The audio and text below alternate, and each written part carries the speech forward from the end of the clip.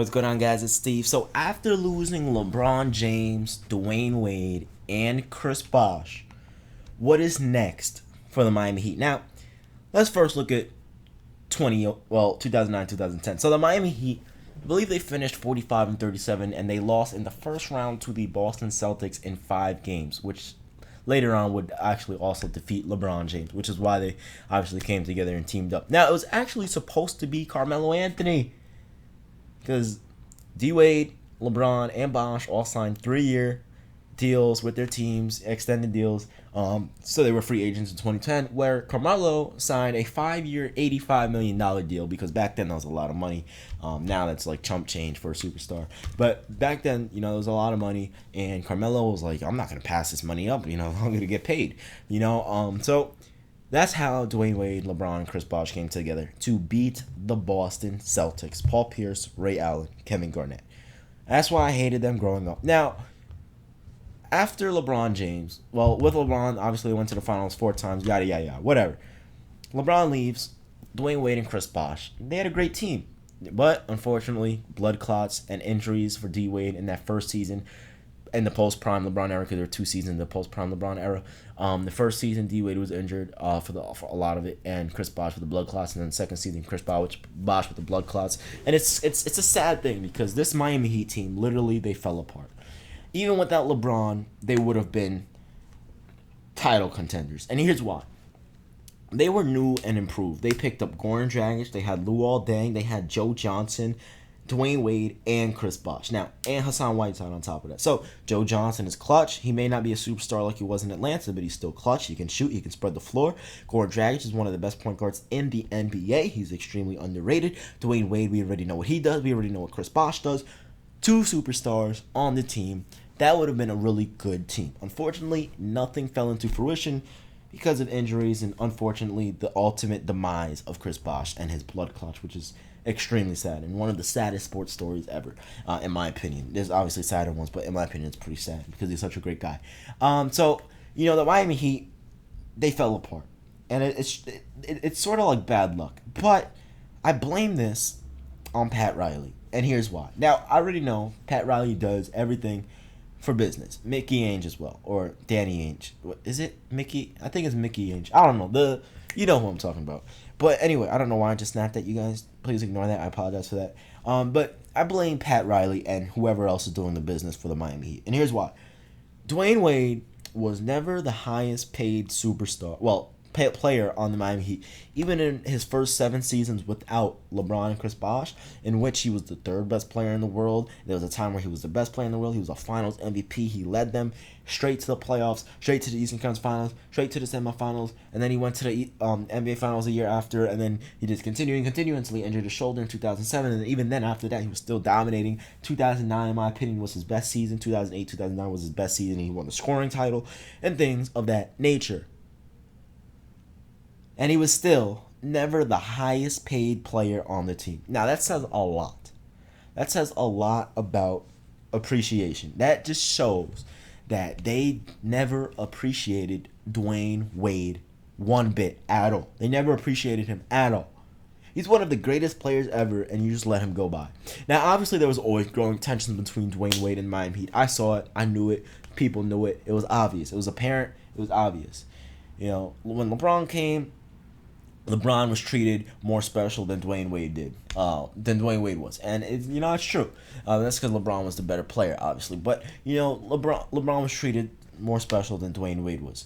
And by the way, if I would have said specialer than Dwyane Wade, what would you guys have said in the comments? You guys probably would have roasted me. But yeah, so that, and then on top of that, after LeBron leaves, Pat Riley talking trash about LeBron kind of made tensions even worse in Miami. And here's why. When you have someone that you're really good friends with, and then you have someone that you've been working for, because, in other words, Dwyane Wade worked for Pat Riley, worked, past tense, for Pat Riley when he played in Miami.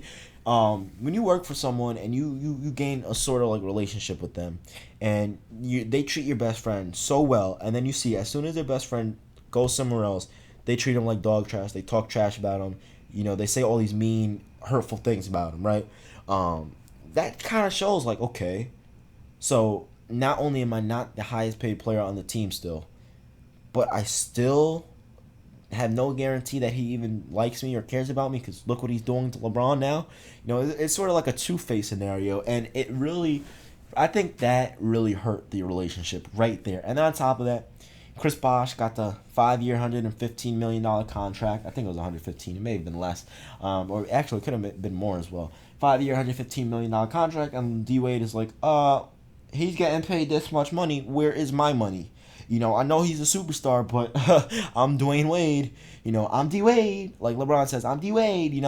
I'm D Wade. I'm D Wade. Where is my money? So the fact that Miami couldn't even get him $5 extra million. Like, are you serious? All he wanted was an extra $5 million a year, total of $10 million. All he wanted was $10 million more dollars, and he would have stayed with you guys. And the reason why he demanded it is because he was never the highest paid player on that team, and he is ending his career. He's in his post-prime era. He just wants to get paid and just say thank you and give him the money. It's $10 million. You could have traded someone. You could have made space. You could have done anything.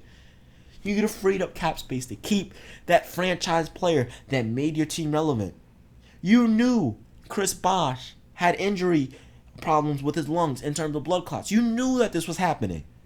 So did you really think that if Dwayne Wade were to leave and Chris Bosh were to get sick and not be able to play like he is now, do you really think people are going to go to your games?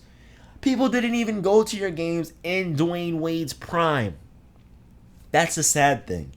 In his prime, in the pre-LeBron era, there were barely any Heat fans in the arena, in American Airlines Arena.